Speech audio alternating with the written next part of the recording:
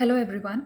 So, the next chapter which we are going to start under financial management is called capital budgeting. अब capital budgeting as such है क्या?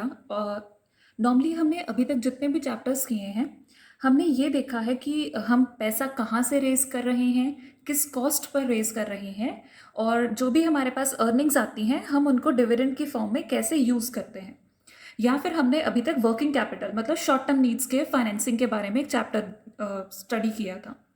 But ये एक ऐसा first chapter है जो ये डिसाइड करेगा कि आप अगर पैसा कहीं से रेस कर रहे हो, beat equity share capital, preference share capital, beat the debentures, where you should invest that money and which investment opportunity is the most optimum. This is the basic crux of this chapter. Capital budgeting will help in deciding the long term investment proposals. It will help in selecting which alternative is the best and why it is the best. Now, under capital budgeting, why it is important? Because if we focus on the long term investment proposals, अगर हम long term investment proposals के बारे में देखें, वो क्या है? वो हमारी that focuses on the needs which carry more money, which are irreversible in nature, and that's why you have to make these decisions with very caution and care.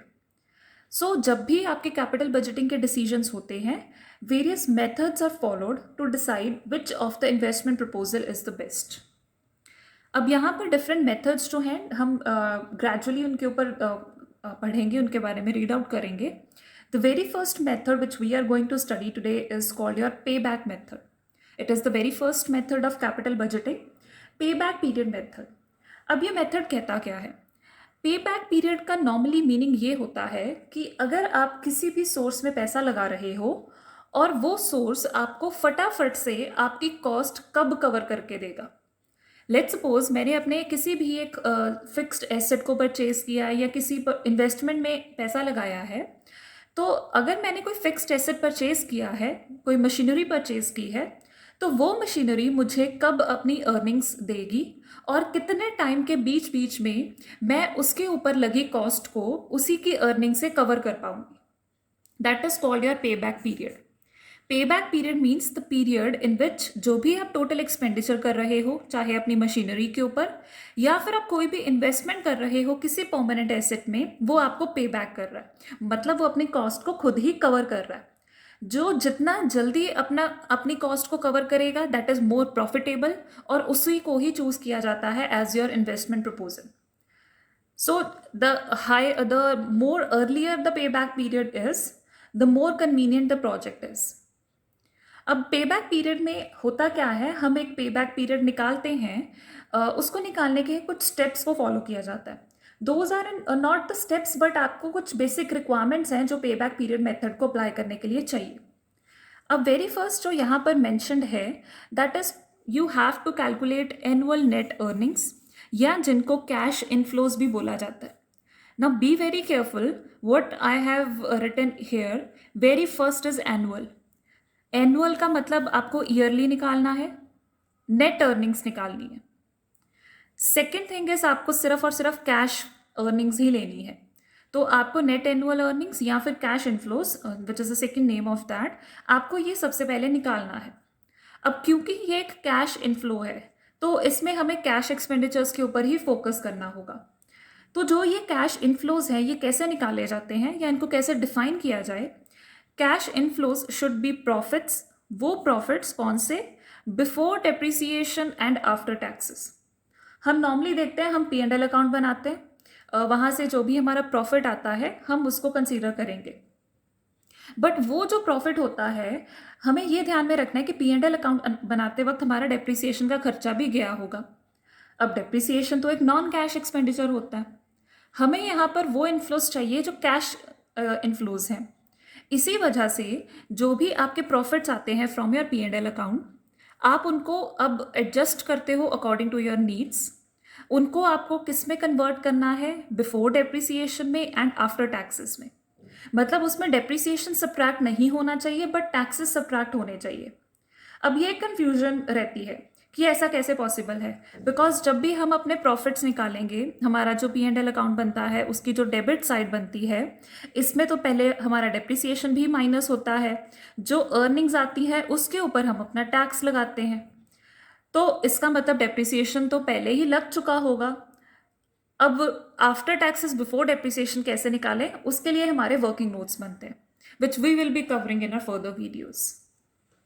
Second होता है, अब आपने क्या करना है, पे बैक पीरियड का एक फॉर्मूला लगाना है। Formula is quite easy. आपको क्या लेना है, cash outlay divided by annual cash inflows. अब कैश आउटले क्या होता है, कैश आउटले होता है आपने उस पर्टिकुलर मशीनरी के ऊपर, परचेज करने के ऊपर कितना खर्चा लगाया, या जो उस पर्टिकुलर एसेट की ओरिजिनल कॉस्ट थी, जैसे कि उसमें इंस्टॉलेशन कॉस्ट भी आप ऐड करोगे या कोई भी और आपने एक्स्ट्रा चार्जेस इनकर किए हैं फॉर परचेजिंग दैट एसेट, तो वो हो गया हमारा टोटल कैश आउटले। अब ये जो होता है ये आपका टोटल रहेगा, इसको कभी भी आप एनुअली नहीं कन्वर्ट कर सकते कि एक साल में हमने कितना खर्चा किया या 2 सालों में कितने खर्चे किए, बिकॉज ये वन टाइम इन्वेस्टमेंट होती है, एक ही बारी में आप उसके ऊपर खर्चा करते हो। इवन इफ अगर आपने उसको इंस्टॉलमेंट्स में लिया है, आप उसकी पेमेंट डाउन पेमेंट कर रहे हो, तब भी हम वो कंसीडर नहीं करेंगे। जो उसकी ओरिजिनल कॉस्ट है, टोटल कॉस्ट, हर साल की कॉस्ट नहीं, टोटल कॉस्ट जो उसकी है, डिवाइड करेंगे एनुअल कैश इनफ्लोज के साथ, जो हमने अभी फर्स्ट स्टेप में निकाले हैं वो। कुछ क्वेश्चंस में आपको डायरेक्ट गिवन होंगे बिफोर डेप्रिसिएशन आफ्टर टैक्सेस, कुछ में आपको उनको कन्वर्ट करना पड़ेगा। That's it. यहाँ से पीरियड आ जाएगा हमारा कि कितनी देर में वो रिकवर कर रहे हैं, और वहाँ से हम अपने डिफरेंट प्रपोजल्स को कंपेयर करके अपना फाइनल डिसीजन ले सकते हैं कि हमें किस इन्वेस्टमेंट में लगाना है पैसा। अब ये तो था कि हमारे पास हम ऐसे इनको कैलकुलेट करेंगे, बट होता क्या है, कई बार हमारे पास केसेस डिफरेंट आ जाते हैं। केसेस डिफरेंट आने का मतलब, यहाँ पर आपने देखा कि हमने डिवाइड किया है एनुअल कैश इनफ्लोज के साथ। समटाइम्स जो ये इनफ्लोज होते हैं ये हर साल डिफरेंट हो सकते हैं। हमने कहा कि हम क्या करेंगे कि जो मशीनरी है या जो भी एसेट है वो हर साल प्रॉफिट अर्न करने के बाद कब तक अपने कॉस्ट को कवर कर लेता है। अब ये भी हो सकता है कि हर साल वो जो अर्निंग्स अर्न कर रहा है या उस एसेट से जो आपको अर्निंग्स आ रही हैं वो डिफरेंट है, या ये भी हो सकता है कि वो हर साल सेम है। तो दोनों क्वेश्चंस को अलग अलग फॉर्मेट से, अलग अलग पैटर्न से सॉल्व किया जाता है। अब हम उन्हीं दोनों केसेस को एक बार देखेंगे। सबसे पहले वो केस देखेंगे कि जब आपकी हर साल जो अर्निंग्स है वो सेम रह रही हैं, और एक सेकेंड केस हम बाद में सॉल्व करेंगे जिसमें हमारी अर्निंग्स हर साल डिफरेंट है। So here we have our case number 1, when cash inflows are same in all the years. Remember, जब भी मैं cash inflows की बात करूंगी, I will be talking about profits before tax, before depreciation and after taxes. अब इसके लिए example है हमारे पास, a project cost ₹1 lakh and yields an annual cash inflow of ₹20,000. एक प्रोजेक्ट है जिसके ऊपर हमारा जो खर्चा है वो 1 लाख रुपए है, और हम जो इनफ्लोज के ऊपर जो इनफ्लोज आएंगी हमें वो हर साल सेम आ रही हैं 20,000, and yields an annual cash inflow, annual है 1 साल की, इनफ्लो है 20,000 फॉर 8 ईयर्स, क्योंकि ये हर 8 साल सेम रहेगी। कैलकुलेट पे बैक पीरियड। अब यहाँ से आपको क्या करना है, आपको पे बैक पीरियड कैलकुलेट करना है। अब इन क्वेश्चंस को सॉल्व करना काफ़ी इजी रहता है हमारे लिए। What we will be doing, हम लिखेंगे अपने एनुअल कैश इनफ्लोस, जो कि क्या है, 1 साल के हमारे पास 20,000 है, आप 8 सालों तक उनको अर्न करोगे, हर साल 20,000। कैश आउटले मतलब हमारा जो उसके ऊपर परचेज करने का खर्चा आया था वो आया है 1 लाख रुपीज़। अब यहाँ पर अगर हम अपना फॉर्मूला लगाएं, फॉर्मूला हमने देखा था पे बैक पीरियड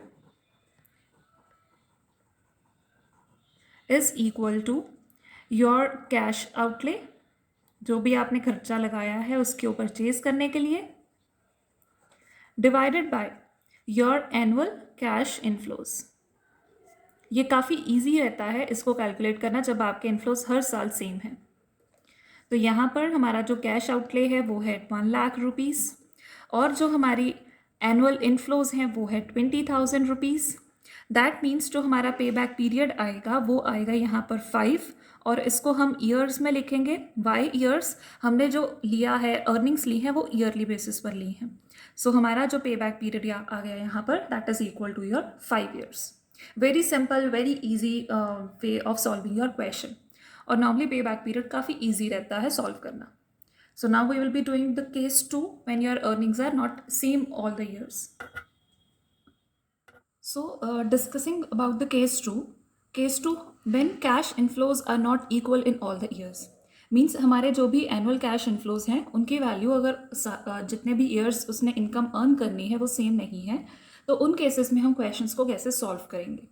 एग्जाम्पल है हमारे पास, a project requires 3,80,000 as capital cost and ₹20,000 as installation charges. अब एक हमने प्रोजेक्ट एम्प्लॉय करना है, उसके ऊपर कैपिटल कॉस्ट 380 लगेगी और उसको इंस्टॉल करने की परचेज 380 है और इंस्टॉल करने की 20,000 रुपीज़ है. It is expected to generate profits of rupees 1 lakh, 2 lakhs, 2,50,000, 2,50,000 and 50,000 respectively in 5 years. अब उन्होंने कहा है कि वो जो प्रोजेक्ट है वो हमें 5 years तक इनकम जनरेट करके देगा और हर साल उन्होंने हमें अमाउंट दी है जो भी वो अर्निंग्स जनरेट करके देंगे और वो डिफरेंट है हर साल. Now in this case we have to calculate पे बैक पीरियड. अब इन क्वेश्चंस को सॉल्व करने के लिए नॉर्मली एक टेबल बनाया जाता है, बट बिफोर दैट सबसे पहले हम क्या करेंगे, इस क्वेश्चन में 2 चीज़ें निकालनी है, कैश इनफ्लोज निकालना है, कैश आउटफ्लोज. अब सबसे पहले if I talk about the cash outlay कि टोटल कैश आउटफ्लो कितना गया है, तो वो कैसे लें. यहाँ पर हमें बताया गया है कि एक हमारी कैपिटल कॉस्ट है और एक हमारे इंस्टॉलेशन चार्जेस हैं. ये दोनों मिलकर हमें total original cost of asset देंगे. सो 3,80,000 प्लस जो हमारी 20,000 इंस्टॉलेशन चार्जेस हैं which will be equal to ₹4 lakhs.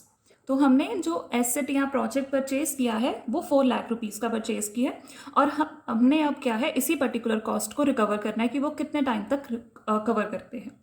अब सेकेंड पार्ट आता है हमारे पास कैश इनफ्लोज का. कैश इनफ्लोज हम डायरेक्टली नहीं ले सकते जैसे हमने प्रीवियस में देखा था. हमें क्या है यहाँ पर अब क्यूमुलेटिव कैश इनफ्लोज देखने हैं. अब 2 चीज़ें हैं, here we have to be very careful. हमने देखा है कि कैश इनफ्लोज हम लेते हैं before depreciation after tax. Question में ना तो टैक्स की इन्फॉर्मेशन है ना ही डेप्रिसिएशन की इन्फॉर्मेशन है. इट विल बी एज्यूम्ड कि जो भी हमारे ये प्रॉफिट्स हैं ये बिफोर डेप्रिसिएशन आफ्टर टैक्सेस ही हैं. सेकेंड थिंग, क्योंकि अब ये सेम नहीं है हर साल, तो इस केस में हम क्यूमुलेटिव कैश इनफ्लोज निकालते हैं, ईयर वाइज निकालेंगे. उसके लिए एक टेबल बनता है. Now the table will be frame like this. We have year cash inflows और क्यूमुलेटिव कैश इनफ्लोज हम कैलकुलेट करेंगे. हमें 5 years की इनकम दी थी तो हमने उतने नंबर ऑफ ईयर्स मेंशन कर दिए और हर एक ईयर की जो इनकम दी थी जस्ट उसको एज इट इज कॉपी किया है. You can see year wise हमें 1 लाख, 2 lakhs, 250, 250 एंड 50,000 दिया था. So same I have written over here. अब यहाँ से हमें क्या करना है, हर साल का क्यूमुलेटिव निकालते जाना है. That is quite easy. First year में सिर्फ फर्स्ट ईयर की ही इनकम ऐड रहेगी. सेकेंड ईयर में आते आते आपकी ये प्रीवियस 2 की ऐड हो जाएगी तो वो हो जाएगा आपका 3 lakhs. देन अब इसी में ही आपकी थर्ड ईयर की इनकम ऐड हो जाएगी, that will be equal to your 5,50,000. अब फोर्थ में थर्ड ईयर की इनकम में फोर्थ ईयर की इनकम ऐड होगी तो यहाँ पर आपकी जो अमाउंट आएगी that is equal to 8 lakh rupees. और अब हम इसमें फिफ्थ ईयर की इनकम ऐड करेंगे विच इज़ इक्वल टू 8,50,000. ये पार्ट हो गया हमारा कि जो हमने क्यूमुलेटिव कैश इनफ्लोज निकाल लिए.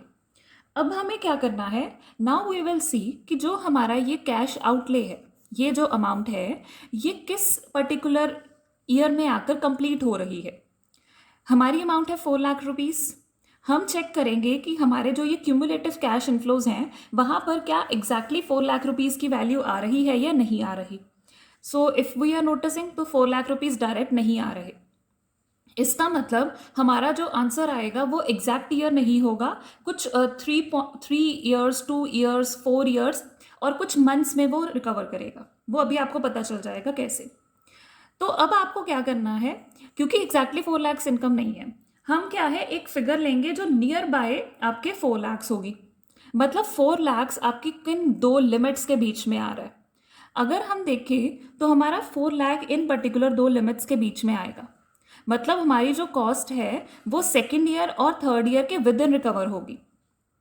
हमारी जो कॉस्ट है वो सेकेंड ईयर और थर्ड ईयर के विद इन रिकवर होगी. मतलब मोर देन 2 years लगेंगे हमें इस कॉस्ट को रिकवर करने में. तो सबसे पहले तो आपको ये स्पेसिफाई कर देना है कि कौन सी 2 लिमिट्स है. अब इसके बाद आपको एक फॉर्मूला अप्लाई करना पड़ता है, क्योंकि जो पे बैक पीरियड का फॉर्मूला हमने अभी डिस्कस किया है वो यहाँ पर डायरेक्टली नहीं लग पाएगा। यहाँ पर आपका फॉर्मूला कैसे लगेगा? हियर योर पे back period is equal to, हमने क्या देखा कि हमारी जो लिमिट है वो सेकेंड ईयर और थर्ड ईयर के विद इन है, मतलब हमें मिनिमम 2 ईयर्स तो लगेंगे ही लगेंगे। तो हम यहाँ पर लिख देते हैं 2 ईयर्स प्लस कुछ मंथ्स लगेंगे। अब वो मंथ्स को कैसे स्पेसिफाई किया जाए?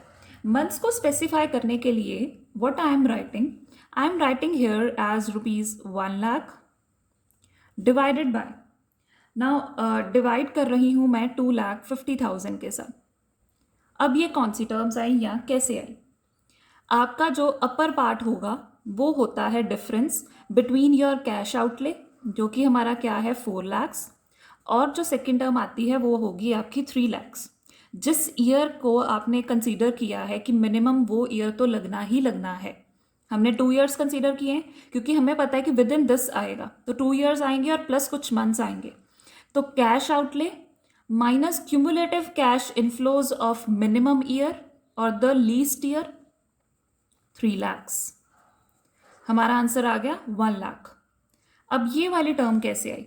ये टर्म आती है आपकी इस पर्टिकुलर लिमिट का डिफरेंस, और वो आया है 5,50,000 माइनस 3 lakhs। ये हमेशा आपको ऐसे ही पिक करना है। आपका अपर पार्ट में आएगा difference between the cash outlay item and the cumulative cash inflows of your minimum year, और जो आपका डिवाइडेड फॉर्म में आएगा, डिनोमिनेटर में आएगा, वो होगा that is the difference between the 2 limits which you have picked. और यहाँ से ही अब आपका क्वेश्चन सॉल्व हो गया है। Will be equal to 2 years, इसको डिवाइड करेंगे हम, तो डिवाइड करने पे जो हमारा आंसर आएगा वो आएगा 0.4। हमारा आंसर आया है 0.4। अब इस पर्टिकुलर 0.4 को डिफरेंट वे से लिखा जाता है। आप इवन इसको मंथ्स की फॉर्म में भी लिख सकते हो, बट मंथ्स की फॉर्म में अगेन कैलकुलेशन डिफरेंट हो सकती है, डिफिकल्ट हो सकती है, और कुछ को डाउट आ सकता है। So what I have done, I have written it as it is कि आपका जो आंसर आया है वो 2.4 ईयर्स आया है। मंथ्स में कन्वर्ट करने के लिए what you have to do, आप ईयर्स में कन्वर्ट करने के लिए what you have to do, आपको 0.4 को 12 के साथ मल्टीप्लाई करना पड़ेगा, और फिर वो आपका आंसर ईयर्स के साथ कंपाइल हो पाएगा। मीन्स उसको आप मंथ्स के अकॉर्डिंग कैटेगराइज कर पाओगे, बट दैट्स अगेन डिफिकल्ट, तो you can write it is in this form only. So this was all about the question of payback period method. When your cash inflows are not equal in all the years, you will be expecting questions like this only from your payback period method. And we will be solving more questions in our further videos. Thank you so much.